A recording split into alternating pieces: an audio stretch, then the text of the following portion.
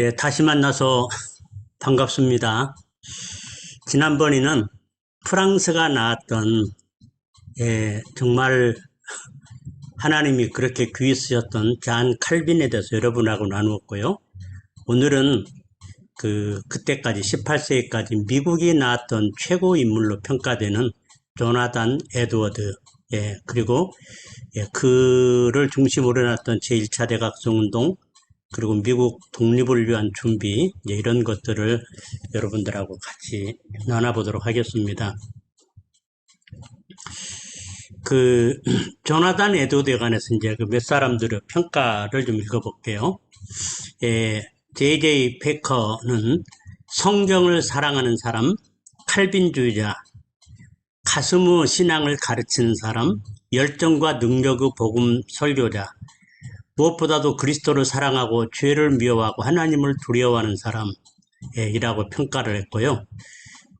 한국의 가장 제가 존경하는 역사신학자신데 박용규 교수님, 독일은 마틴 루터를, 불란서는 잔 칼빈을, 영국은 요한 웨슬리를, 미국은 조나단 에드워드라는 걸출한 인물을 배출했다.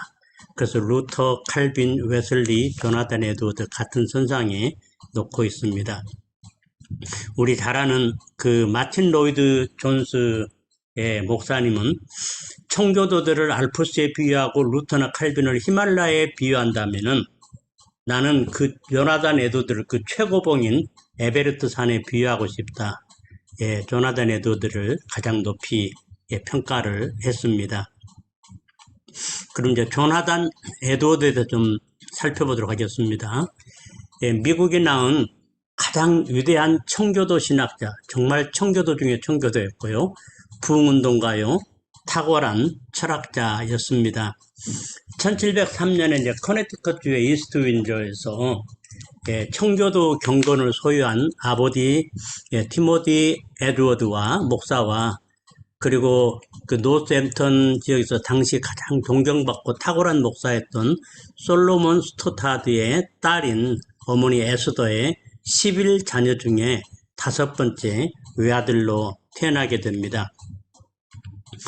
부친은 하버드 대학을 졸업하고 63년간 목회했던 청교도 목회자인데요. 모친은 11자녀를 그들을 잘 양육했는데, 청교도 전통에 따라서 청교도들은 사역, 중요한 사역이 가정사역, 그래서 자녀를 양육하는 것을, 신앙으로 잘 양육한 것을 부모의 최고의 임무로 그렇게 전통적으로 가르쳐 왔는데, 그래서 어려서부터 부모로부터 청교도적인 훈련을 받고 자랐고요. 매일 말씀 묵상, 또 은밀한 기도 필요성, 또 하나님을 위한 시간 관리, 하나님 영광을 위한 자기 개발에 대해서 아주 철저하게 잘 훈련받았습니다.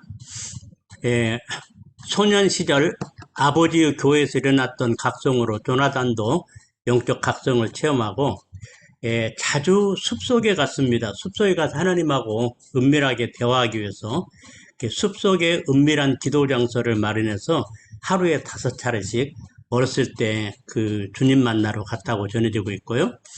13살 때 라틴어, 그리스어, 히브리어를 읽을 수 있도록 교육받았고 대단한 천재죠. 곤충들에 대해서 무지개에 관해서, 혈액순환에 관해서 소논문을 쓸 정도로 조숙한 천재였습니다. 아버지가 그렇게 집에서 가르친 거예요. 그리고 이제 13살 때부터 조나단은 나는 더 이상 너희에 가르칠 것이 없고 이제 예일대학으로 가라고. 그래서 13살에 예일대학을 들어갔고, 그리고 17살에 예일대학을 수석으로 졸업한 정말 천재형 사람이었습니다. 졸업한 후에 예일대학에 있는 유해분에서 2년간 더 신학을 공부하고 석사학위를 취득했는데, 이때 늑막염으로 죽음 직전까지 몰렸습니다. 우리 선교사님들 우리가 기억해야 할 것은 항상 그리스도인에게 고난은 변장된 축복입니다. 그래서 고난으로 보지 말고 배후에 계시는 사랑의 하나님이 내게 왜 이런 고난을 주셨나 해서 고난의 기회를 잘 활용하는 이렇게 했으면 좋겠는데 기대를 가지고 이 조나단 에드워드는 그때 이제 주님하고 깊이 만납니다. 만왕의 왕 썩지 아니하고 보이지 아니하고 홀로 하나이신 하나님께 존귀와 영광이 세세토록 있을지어다. 이 말씀을 읽고 묵상하면서 거기서 깊은 이제 성령님 체험을 하고 그리고 그리스도로 더 거룩하게 싶고 그리스도의 거룩한 형상을 담기를 원하는 불타는 열망을 이제 그 대학을 졸업하고 2년간 신학 공부하는 기간에 갖게 됩니다. 그리고 성경을 읽고 묵상한 가운데 그리스도의 아름다우심과 탁월하심 그리고 이제 그분의 십자가의 그 공로로 말미암아서 거저 주시는 은혜로 말미암는 구원에 대해서 묵상하면서 아주 형언할 수 없는 기쁨에 사로잡혔고요. 그리고 하나님하고 더불어 묵상하고 대학에서 자주 숲속, 아까도 어렸을 때도 숲속 갔는데 이때도 숲속을 자주 찾아가서 많은 시간을 보냈다고 기록되어 있고요. 또 1973년 이때 한참 나이 들었을 때인데 이때 또 숲속에 들어가서 십자가에 달리시고 영화롭게 되신 성자 예수님의 형언할 수 없는 영광을 거의 1시간 동안 목격하고 감격의 눈물 속에서 그리스도만으로 충만해지고 싶고 그리스도를 더 사랑하고 싶고 그리스도를 더 섬기고 싶고 따르고 싶은 마음에 사로잡히게 됐다고 고백하고 있습니다. 그래서 그 17살부터 19살 그 사이에 깊은 회심, 그 다음에 구원의 감격, 그리고 정말 그 그리스도를 더 배우고 싶고 따르고 싶은 이런 깊은 영적 관계로 들어가고요. 아까도 말했지만 주님하고 교제하기 위해서 숲속을 자주 찾아가서 주님과 시간을 가졌습니다. 그리고 그 기간에, 그 2년 기간에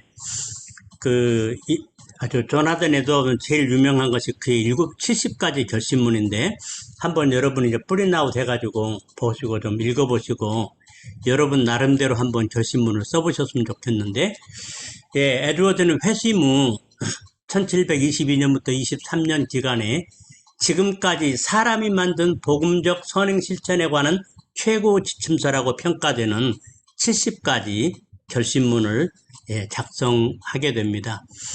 이 결심문은 에드워드 자신이 평생 실천하며 살아갈 삶의 좌우명으로 만든 것이고 그리고 이 결심문을 그대로 지키기 위해서 매일 일기를 쓰면서 결심문에 붙여가지고 자신의 삶을 끊임없이 돌아보고 점검하고 평생 거룩한 삶을 추구했습니다.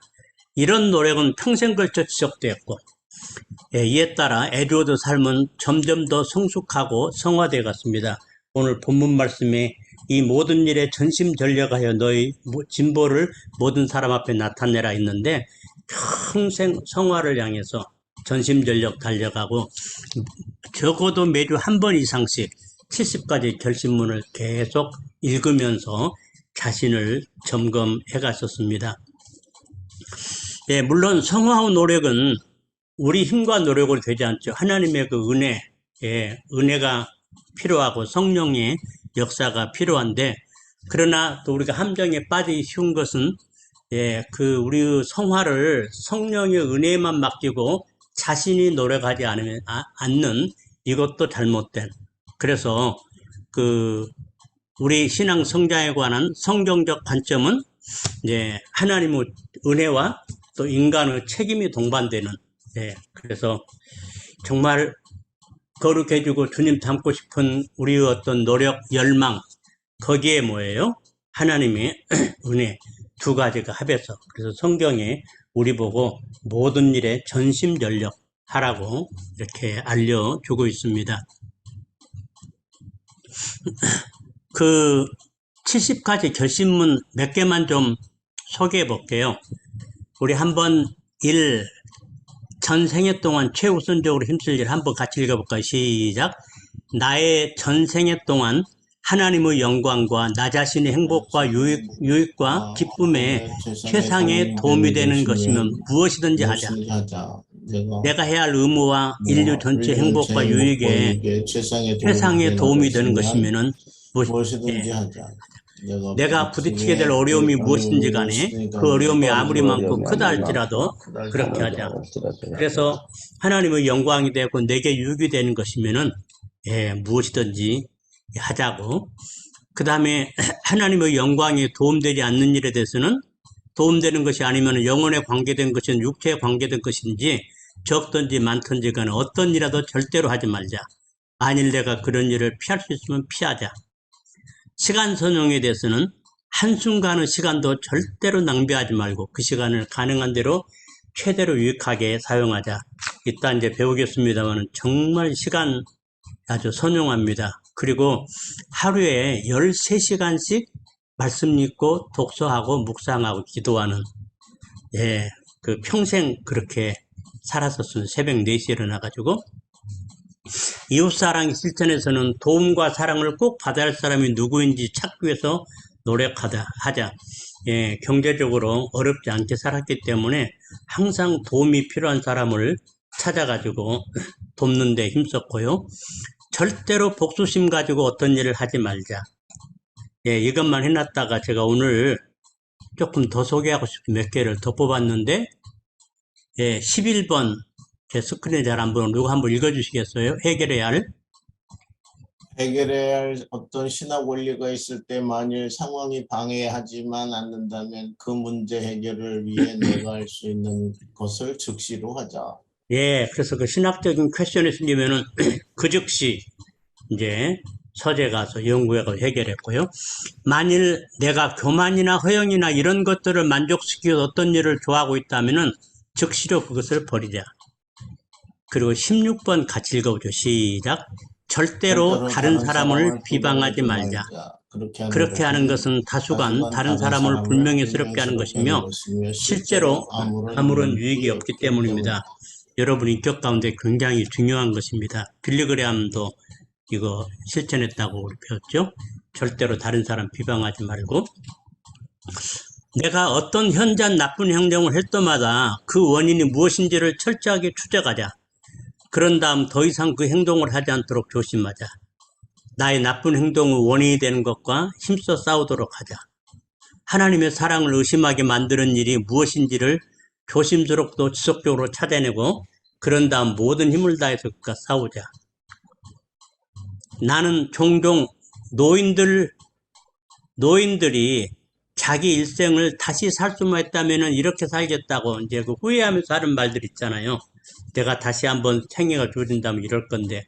그러므로 내가 노인이 됐다고 가정했을 때 그때 가서 이런 일을 했으면 좋았을 텐데 라고 생각되는 것을 바로 그런 일을 하자. 그리고 결코 어떤 일을 의무감으로 하지 말고 에베소서 6장 6절로 8절에 따라 기쁘고 자원하는 마음으로 죽게 하듯 하고 사람에게 하듯 하지 말자. 어떤 사람이 어떤 일을 하든지 간에 그는 주께로부터 그대로 받을 것이란 것을 알자. 아무튼 이런 70가지 결심문을 썼는데 꼭 프린아웃해서 한번 읽어보시기 바랍니다. 그리고 여러분 나름대로 한번 좀 써보셨으면 좋겠어. 저도 좀 안 썼는데 쓰려고 합니다, 이제. 예, 이제 노샘턴 그 회중교회 담임 목사로 가게 되는데, 잠시 뉴욕에서 임시 목사로 섬기기도 하고, 예일대학 강사로 후진을 가르치기도 했고요. 그 다음에 24살에 외조부가 목회하던 노샘턴 그 회중교회 부목사로 갔다가 1729년 그 2년 후에 외조부가 사망하자 담임 목사가 돼서 섬기게 되는데 노샘턴은 당시 뉴햄프셔주 주도였고 그 다음에 노샘턴 회중교회는 뉴잉글랜드에서 아주 영향력 있는 큰 교회였습니다. 그리고 그 자기 외할아버지 이분은 당시 아주 가장 존경받는 또 알려진 목사였고요. 그래서 그 외조부 솔로몬 스토다드가 사회가던 60년간에 5차례 부흥업 파장이 노샘턴 교회에 일어났기에 솔로몬 스토다드를 뉴잉글랜드의 영적 각성 운동의 선구자라고 불렸고 하버드 대학 교수인 페리 밀러는 그를 뉴잉글랜드에서 첫 위대한 붕사였다고 극찬할 정도로 그 선임 목회자인 외할아버지가 그렇게 존경받는 이런 분이셨습니다. 그런데 그분은요, 외할아버지는 죄에 대해서는 엄격히 지적하고 각성을 촉구했지만 성찬 문제에 대해서 개방적 입장을 취했습니다. 제가 이 문제를 언급하는 것은 이 문제 때문에 이제 그 조나단 에드워드가 교회에서 쫓겨나기 때문에 그는 누구도 그가 구원받는지 안 받는지 알 수 없기 때문에 사람이 예의 바르고 좋은 평판을 가진 사람, 이런 사람은 성찬에 참여하도록 이렇게 성찬 문을 열어놨었습니다. 요나단 에드워드 가정이 참 유명한데요. 한번 가정이 돼서요. 그해 6월에 그 담임으로 가가지고 피어폰트라는 여자하고 결혼해서 모범적 결혼 생활하며 그들도 자기 부모님처럼 11명, 부모님은 아들 하나, 딸 열을 낳는데 자기는 3남 8녀 자녀를 낳아가지고 청교도적 경건을 자녀들에게 잘 전수했습니다. 영국의 그 유명한 붕사 조지 필드가 그 조나단 에드워드 집을 방문했다가 너무 사랑스럽고 정다운 부부의 모습을 보고 너무 감동받아가지고 영국에 돌아가서 곧바로 결혼을 작정했다고 할 만큼 그의 가정에 관한 모범은 잘 알려지고 있습니다. 전기작가 드와이트의 기록에 하면은 매일 저녁 식사 후에 거실에 앉아서 1시간 동안 힘든 그 성경 연구 가다가 힘든 연구에서 벗어나서 자녀들에게 사랑과 관심을 쏟으며 다정한 대화로 긴장을 풀었다. 자주 위트와 유머가 폭발하여 흥겨운 인상을 남겼다. 가정 예배가 즐거워야 하잖아요. 저도 참 후회되는 가정 예배 때 우리 딸을 몇 번 때렸던 기억이, 애가 자세가 좀 흐트러지고 막 이러니까, 그래서 그 가정 예배 시간이 즐거운지 모르겠는데, 정말 즐거운 시간이 되겠어. 자주 유머와 위트로 흥겨운 인상을 남겼고, 그러면서 이제 대화하면서 점점 더 진지하게 큰 관심과 사랑으로 자녀들에게 하나님에 대해서 구원에 관해서 그렇게 이야기해 줬다고 합니다. 그리고 매주 토요일 저녁 시간을 자녀들에게 그 청교도들이 만들었던 신앙 고백서 웨스트민스터 소요리 문답을 가르치기 위해서 시간을 따로 떼놓고 애들에게 전부 소요리 문답으로 신앙의 확신을 가르쳤다고 합니다. 여기서도 그 다시 좀 강조하고 싶은 것은 우리의 사역 가운데 가장 중요한 사역지가 가정이라는 거. 그래서 최고의 사역 대상은 사모님. 저도 농담처럼 우리 집사람에게 항상 그렇게 말하면 되고, 내가 내 미션은 첫째는 하나님 아버지를 영화롭게 하고 하나님 주신 미션을 이룬 거고, 두 번째는 당신을 사랑하고 당신을 기쁘게 하는 거라고. 아무튼 본인이 얼마나 느낀지 모르지만은 아무튼 그렇게 최선을 다해서 아내에 좀 기쁘게 하려고 노력하고 있는데, 아내가 가장 중요한 사역지고, 그리고 그 다음에 자녀들, 그리고 성도들이란 걸 꼭 기억하시고, 아무리 바빠도 이 가정사역, 자녀들 떨어져 있으면 늘 자녀들하고 전화하고 또 축복해주고 또 신앙 점검해주고 격려해주고 이렇게 하시기를 바랍니다. 우리 선교사님 자녀들이 학교 때문에들 많이들 떨어져 있는데 관심을 좀 많이 써주시고요. 뉴욕시 교육위원회가 한 부모의 영향에 따라 후손이 어떻게 되는 것을 보기 위해서 18세기 두 사람의 표본 모델을 정했습니다. 동시에 같은 지역에 사는 경제적 조건과 비슷한 가족수를 가진 두 가정을 표본으로 정했는데, 한 사람은 프린스턴 대학 총장이자 뉴욕 부흥운동을 일으킨 조나단 에드워드 가정, 또 다른 사람은 뉴욕에서 살롱 술집을 경영해서 거부가 된 마커스 슐츠. 아마 목사님들은 설교에도 많이 인용하신 줄 압니다. 너무 유명한 이야기여서. 조나단 에드워드는 성경을 가까이 하고 독서에 힘쓰는 전통을 후손에게 물려주었고, 마커스 슐츠는 성경에 무관심하고 독서에 힘쓰지 않는, 그래서 돈, 향락, 이런 것에 이제 포커스한 이런 가정 전통을 자녀들에게 보여줬습니다. 조나단 에드워드는 사랑으로 자녀를 기르면서 가정을 최상의 학교라고 생각했던 사람이고, 술취는 말 그대로 가정을 의식주 기능만 갖춘 것으로 생각했던 사람이다. 에드워드 가족과 후손은 가정에 자랐고 술취 가족과 후손은 집에 살았다. 조나탄 에드워드와 사라 부부는 부부 사이의 금실이 너무 좋았다. 어머니 아버지가 하나님의 사랑을 해서 서로를 사랑하며 행복하게 살았기 때문에 자손들은 보면서 배우잖아요. 자녀들은.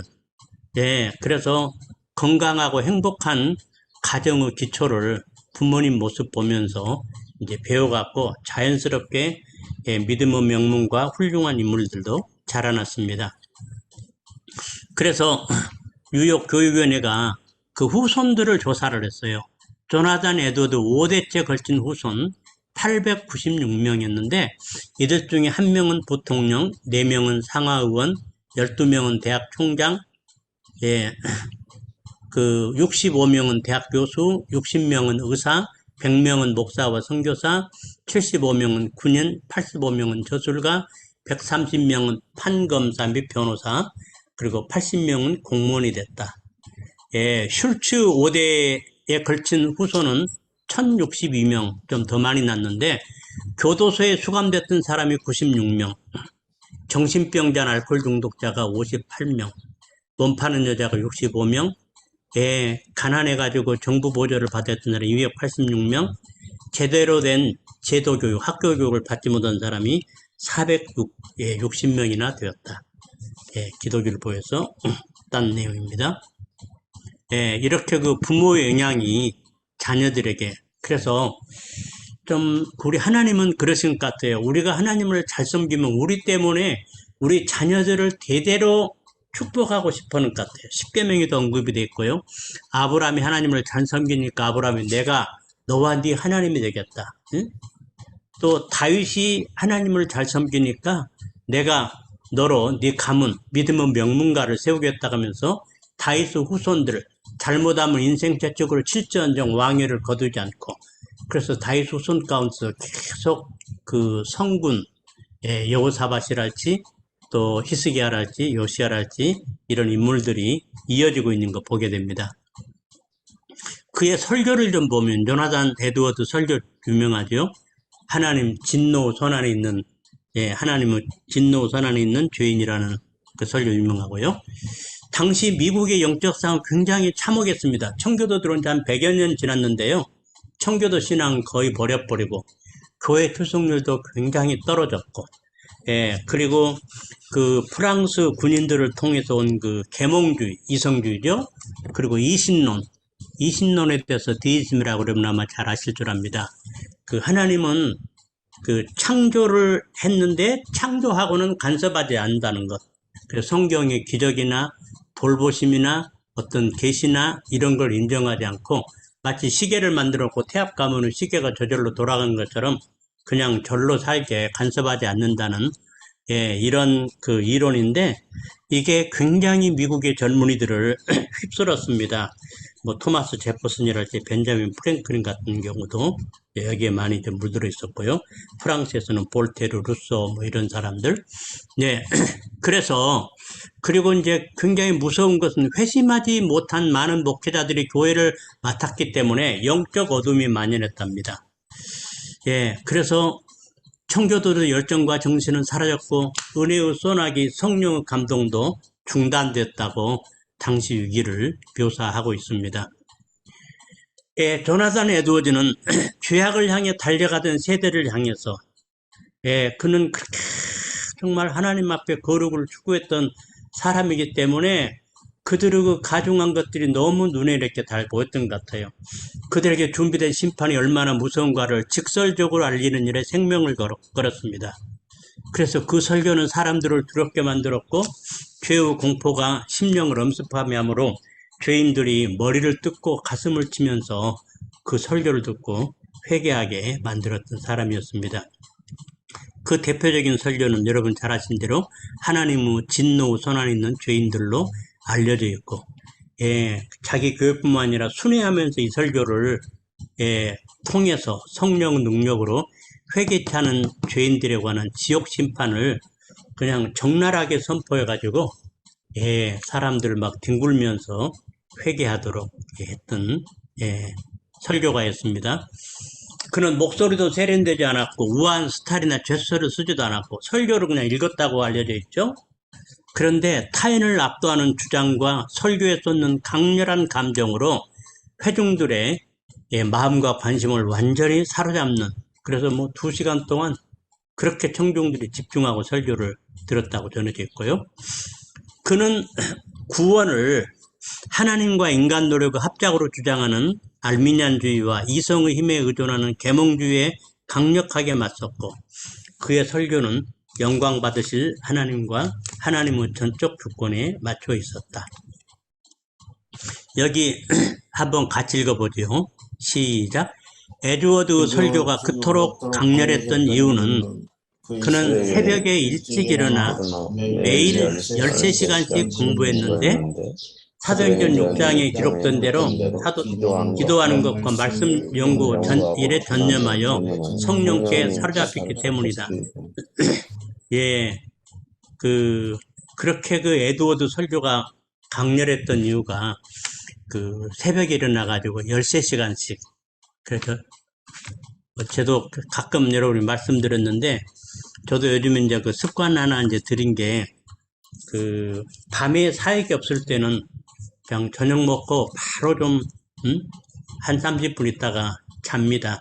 잠이 안 오면 이제 아이패드 뉴스 같은 거 이제 보면서 이제 바로 잠들고, 그러면은 보통 3시나 4시 일어나요. 그리고 지금은 이제 목회 안 하기 때문에 집에서 그때부터 이제 성경도 보고, 책도 읽고, 모두 주님하고 시간을 갖는데, 그래서 가능하면은 오전 시간 움직이지 않고 오전 시간까지 독서하거나 이제 그런 시간을 이제 갖는데, 좀 그렇게 했으면 참 좋을 것 같아요. 제가 그 대학 다닐 때 우리 CC 스테반 분이 그냥 종일 성경만 파다가 그냥 말씀에 불이 붙어가지고 와가지고 막 설교하면서 우리 애들장 다 영적으로 깼던 그것도 기억이 나고요. 또 제 생애에도 제가 어정쩡할 그 시간이 좀 있었는데, 뭐 그냥 CCC 개척기로 가가지고 회관도 쫓겨나고 갈 데도 없고 좀 막 이런 안타까운 상황에서 우리 방 2개인데 하나에다가 짐 정리해 놓고, 그리고 집에서 그냥 종일, 그때 정말 종일이었어요.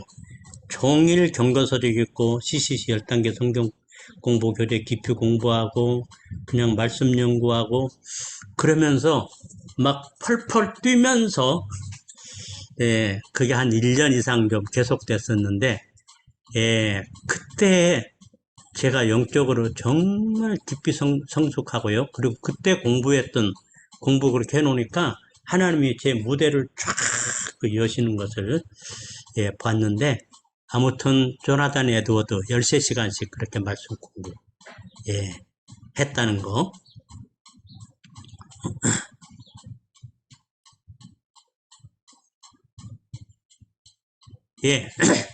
그가 목회했던 기간에 2번 1734년과 36년 사이, 그리고 40년과 42년 사이에 2번의 영적 대각성이 그의 교회와 인근 뉴잉글랜드 지역에 일어났습니다. 그는 2번의 부흥의 역사의 특징을 놀라운 회심 이야기하는 책으로 출판했는데, 75년 봄과 여름에 하나님의 임재가 온 마을에 가득한 영광스러운 변화가 일어났다고, 그 마을 전체가 그냥 영광이 뒤엎었다고 기록했습니다. 이 기간 6개월 동안에 205 마을에서 300명 이상이 구원을 받아가지고 성찬에 참여한 수가 620명 있는데, 이 수가 마을 전체의 성인들의 숫자였다고 합니다. 그러니까 마을 전체가 다 교회 나왔고 성찬에 참여했고, 이 부흥의 특징은 성령의 깨우침을 따라 죄에 대한 깊은 자각과 철저한 회개를 통한 변화였고, 그리고 이 부흥의 불길이 다른 지역으로 확산돼 가지고 뉴 잉글랜드 초기 그 이민들이 이제 있었던 그 지역의 여러 지역이 부흥을 체험하게 됩니다. 부흥의 결과로 많은 사람들이 죄악된 생활, 이전의 악과 방종을 버리고 두려워하기 시작했고, 다른 사람에 관한 중상모략이 중지됐고, 술집은 텅텅 비었고, 부흥은 언제나 사회변화를 가져오지요. 매일을 안식일처럼 경건하게 지냈고, 성경 읽고 기도, 묵상, 용서와 사랑 실천, 예배 참여하면서 그 지역이 아주 기쁨이 충만했다고 기록이 되어 있고요. 그리고 그 세컨텀 1740년부터 42년에 일어났던 두 번째 부흥은 조지 필드와 함께 일으킨 부흥이었습니다. 조지 필드는 영국에서 요한 웨슬리보다 같이 홀리클럽 멤버였고요. 조금 일찍 회심을 체험해가지고 먼저 설교자로 출발했는데 아주 탁월한 설교자로 알려져 있습니다. 그 미국을 7번이나 방문했는데요.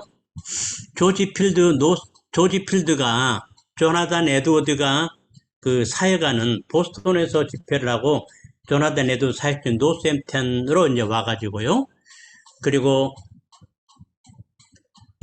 조나단 에드워드와 보스턴 여러 목사들이 필드를 초청함으로 부흥이 뉴 잉글랜드 여러 지역에 임하게 됩니다. 조지 필드는 5년 전 조나단 에드워드를 통해서 부흥이 일어나 300명이 구원받았던 노스햄튼으로 갔습니다. 전 부흥 일어났던 그때요. 조지 필드가 그 노스햄튼에 갔을 때요. 보스턴 지역에서 좀 설교를 했었기 때문에 설교가 소문이 나가지고 상인들은 상점을 닫고 날품 파는 일꾼들은 연장을 던져두고 설교를 들으러 갔고 많은 감명을 받고 돌아갔다. 그 지역 12마일 이내에는 일하고 있는 사람을 찾아볼 수 없었다고. 다 그냥 조지 필드 설교를 듣기 위해서 갔었다. 그만큼 영향력이 있었습니다. 그의 설교는 홍수가도에 휩쓸었으며 도저히 저항할 수 없는 것이었다. 조지 필드는 1770년까지 7차례나 미국을 방문하면서 미국 여러 도시에 영적인 불을 지피다가 미국에서 죽습니다. 페리 밀러 하버드 대학 역사학 교수인데 조나단 에드워드는 도화선에 불을 붙이고 조지 필드는 폭발시켰다고 기록했고 윌리엄 쿠퍼는 그때의 모습들을 보면서 사도시대가 우리에게 되돌아온 것 같다고 당시를 표현하곤 그렇게 했습니다. 그래서 이 조나단 에드워드와 조지 필드에 의해서 당시 뉴잉글랜드 지역에 대대적인 그걸 이제 미국의 제1차 대각성 운동이라고 이제 부르게 됩니다. 부르고 있습니다. 근데 아이러니한 것은 조나단 에드워드가 섬기는 교회에서 쫓겨납니다. 그래서 이제 인디안 선교사로 가는데, 조나단 에드워드는 그의 거룩성의 추구, 교회의 순수성 보존하려는 마음, 이 마음 때문에 차츰 시간이 지남에 따라 자기 외할아버지자 선임 목사였던 솔로몬 스토다드가 회중교의 원칙을 깨고 회심하지 않는 사람들에게 성찬 참여를 허용함으로 신앙의 해이를 가져오게 됨을 알고 이것을 이제 바로잡으려고 이제 노력합니다. 그래서 1750년 47세에 성찬 논쟁으로, 그러니까 회심하지 않는 사람은 성찬 참여할 수 없다고 그렇게 이제 엄격한 잣대를 갖다 대니까 이제 교회에서 반발이 일어나가지고 나중에 신임 투표를 했는데 압도적인 차로 신임안이 부결이 됩니다. 그러니까 얼마나 사람들이 그 죄악을 또 좋아했고, 또 조나단은 지극 너무 강하게 선교를 추구했고 그랬던 것 같아요. 그래서 예수를 주와 그리스도로 고백하지 않은 성도들에게 성찬식에 참여하지 못하게 하므로 교회 지도자들과 갈등이 생겨서 신임투표 결과 불신이 먹게 돼서 23년간 섬겨온 교회를 쫓겨나게 됩니다. 그래서 이제 갈 데가 없어졌어요. 11애들이 있는데, 그런데 그 매사추세츠의 스톡브리지라는 지역에 조그만 인디안 교회가 그를 청빙하자 대가족을 이끌고 스톡브리지로 옮겨갑니다. 이제 거기 갔더니 이제 사역은 적고, 저쪽은 큰 도시고 사역도 많고 사역은 적고 이제 그 시간이 좀 있고, 그래서 거기서 7년을 지내면서요, 경제적인 어려웠지만은 그곳에서 많은 책을 쓰는 또 기회를 그렇게 선용을 합니다. 그리고 이제 1757년에 그에게 진짜 적합한 일이 주어졌습니다. 지금 프린스턴 대학인데, 그때 그 뉴저지 대학이라고 하는데, 프린스턴 대학의 총장으로 부름받아서 취임하게 된 것입니다. 그런데 안타깝게도 그 능력을 발휘하게 되는 천연두 예방접종 부작용으로 부임 3개월 만에 그 생을 마감해야 했습니다. 조나단 에드워드 사역을 좀 정리해 볼게요. 첫째, 영적 도덕적 타락이 심했던 시대에 하나님의 임재 속에 살면서 그 70가지 결심문을 기록하고 평생 하나님의 영광과 거룩을 실천함으로 많은 사람들의 존경을 받았고요.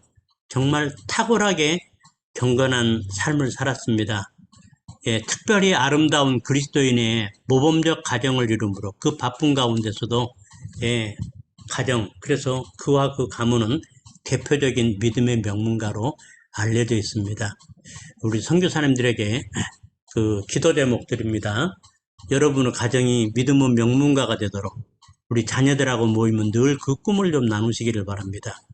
저도 우리 장인 장모님 손이 한 20몇 명 있는데요.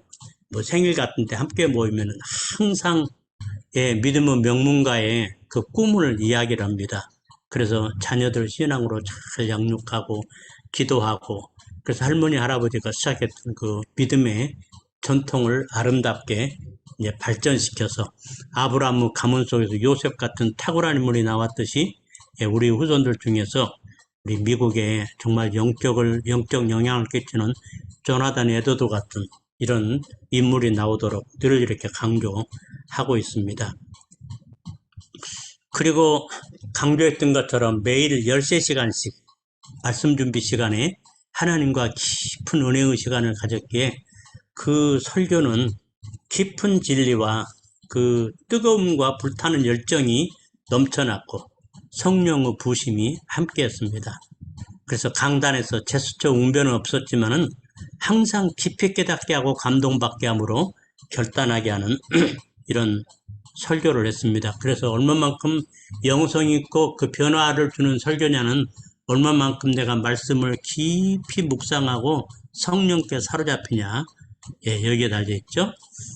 죄악에 흠뻑 젖은 세대를 향해서 그들에게 준비된 심판이 얼마나 무서운가를 선포하는 일에 생명을 걸었는데, 이것은 그가 그렇게 경건한 삶을 살았기 때문에 가능했죠. 그래서 청중들은 그의 설교를 듣고 두려움에 떨었으며 머리를 뜯고 가슴을 치며 회개했다. 그 결과 영적 각성이 온 마을의 가정마다 일어났다. 그래서 그 시대에 정말 그 죄악에 잠긴 시대를 홀로 그냥 깨우면서 그 회개시켰던 이런 영적인 거성같이 쓰임받았던 인물입니다. 가장 탁월한 지성과 영성을 소유했는데요. 아주 어려서부터 천재였다고 그랬죠. 그럼에도 지성이 영성을 지배한 게 아니고 항상 그의 영성이 지성을 지배했다고 합니다. 자신의 지성과 학문적 재능이 최고 권위인 성경과 하나님의 영의 지배를 받기를 원했습니다. 그리고 그는 균형 잡힌 신학자, 전도자, 목사였는데 그 하이퍼 칼비니스트들은 하나님의 주권을 지나치게 강조하다 보니까 인간이 할 일이 없이 만들어 버리잖아요. 근데 하나님의 주권과 인간의 책임을 완벽하게 조화시킨 칼빈주의자였습니다. 실제로 하나님의 주권을 인정하면서도 인간의 책임을 게으르지 않았던 신학자고 전도자의 삶을 살았고요. 또한 진리에 관한 지적인 동의와 하나님의 은혜와 사랑을 마음으로 느낌으로 감격의 체험, 그러니까 지적인 요소, 감정적인 요소, 이것을 잘 조화시켰습니다. 그래서 항상 하나님을 향한 그 첫사랑, 뜨거운 가슴을 가지고 살도록, 그 다음에 그의 수많은 저서와 설교문들은 그를 만나지 못했던 무수한 사람들에게 큰 영향을 줬고요. 특히 그는 부흥에 관한 책들, 아까 그 회심 이야기도 이야기했는데 부흥에 관한 책들을 써가지고 부흥에 대한 표준 교과처럼 되었습니다. 왜냐하면 부흥운동이 일어나면요, 반드시 이 부흥을 시기하는 사람들이 부흥을 공격을 해요. 예, 영적으로 죽은 제도적인 교회가. 그래가지고 이걸 갖다가 죽여버리는, 예, 오늘날 또 이단 연구가들, 그분들 공로도 예, 많지만 꼭 좀 기도 많이 하고 능력 나타나고 막 이러면은요, 이제 그 이단 리스트에 딱 올려놓고 이제 설교 갖다 분석하면서 그 함부로 막 그 죽이는 이런 과오들을 좀 범하고 있는 분들도 계시는데, 아무튼 그러지 못하도록 이 천재적인 신학자가 예, 부흥운동을 예, 신학적으로 논리적으로 설명하고 방어함으로, 그리고 참된 부흥과 거짓 부흥을 어떻게 분별하는지 이렇게 함으로 건전한 부흥을 보호하도록 그래서 부흥신학의 원조라고 부릅니다. 예, 헌신적인 인디안 선교사인 데이비드 브레너드, 여러분 많이 들으셨죠? 그 몸 돌보지 않고 그래서 27살에 요절을 했는데요. 아니, 29살에. 예, 그래서 그 데이비드를 부쩍 사랑했고 그를 자신의 딸과 약혼하게 했는데, 그가 자신의 건강을 안 돌아보고 어쩔 때는 막 얼음바닥 위에서 이 전도의 문을 열어달라고, 인디안 문을 열어달라고 막 기도하기도 하고 그랬는데요. 29의 나이로 죽게 되자 에드워드는 일부 자료를 첨가해서 데이비드 브레너드 생애와 일기라는 책을 출판했습니다. 유명한 책인데, 이 책은 윌리엄 캐리를 도전해서 선교원 신학했고, 헨리 마틴이라는 예, 그 인도에 가서 굉장히 영향 있게 사역한 이 선교사, 로버트 맥케인 등 많은 선교사들이 선교지로 향하도록 영향을 주었습니다.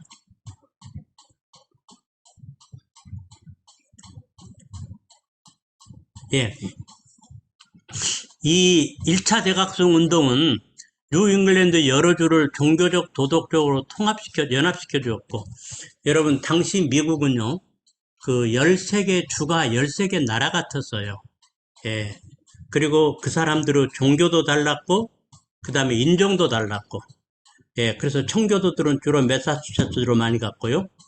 그, 뭐, 뉴저지로는 장로교인들이, 메릴랜드로는 캐톨릭이, 또, 필라델피아라는 퀘이커, 예, 모두 이제 다 지역마다 그 나라 사람들도 달랐고, 또 종교적 컬러도 달랐고, 각각 다른 나라였는데, 예, 이 조나단 에드워드와 조지 필드가 이 영적 대각성 운동을 일으킴으로 말미암아서 미국을 영적으로 또 하나로, 영적 종교적으로 하나로 연합시켜 줬습니다. 그래서 종파주의와 인종주의 벽을 허물고 미국인으로서 일체감을 갖게 함으로 장차 미국이 하나의 국가를 형성할 수 있는 토대를 구축해 줬다. 무엇보다 그의 설교는 신대륙에 형성돼가는 미국이라는 새로운 독립국가의 자의식에 예수 그리스도를 그 중심에 놓게 만들었습니다. 그래서 13개 주를 인종의 벽, 교파의 적 이런 것을 다 헐고 예수 그리스도로 하나 되게 만들었고, 예, 그리고 그가 존경했던 잔 로크의 사회교양론과 합리주의 사상을 청교도 정신에 주입시켜가지고 미국의 독립운동과 특별히 민주주의에 많은 영향을 주게 했습니다. 예, 그래서 그 미국의 상징이 독수리인데요. 양날개. 한 날개는 humble faith, 겸손한 신앙, 그리고 하나는 예, 건전한 상식.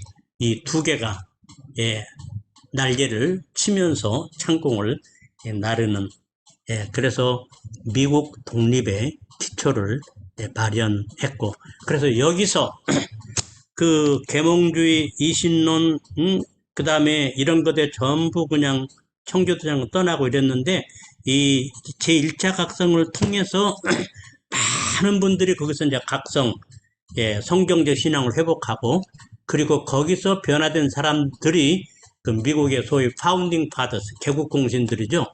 예, 전부죠. 그 독립선언서를 만들고 또 연방 헌법을 만들고 미국의 기초를 놓은, 예, 그래서 그분들이 성경의 토대 위에 독립선언서를 만들고 연방 헌법을 만들어서 미국을 성경의 토대에 세워진 기독교 나라라고 이제 부르게 만드는데, 여기에 이제 결정적인 역할을 조나단 에드워드가 하게 됩니다.